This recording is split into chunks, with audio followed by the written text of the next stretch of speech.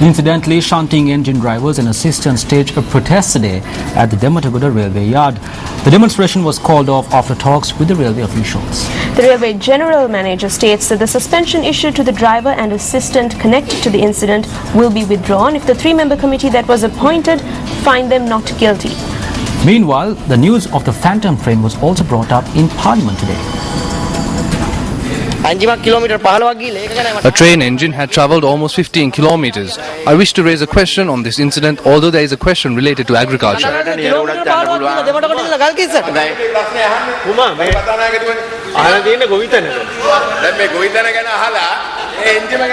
If you wish to question on the train engine, meet personally and raise it.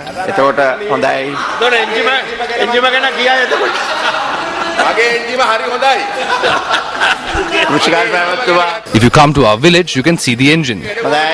People from Madugama are watching the proceedings live.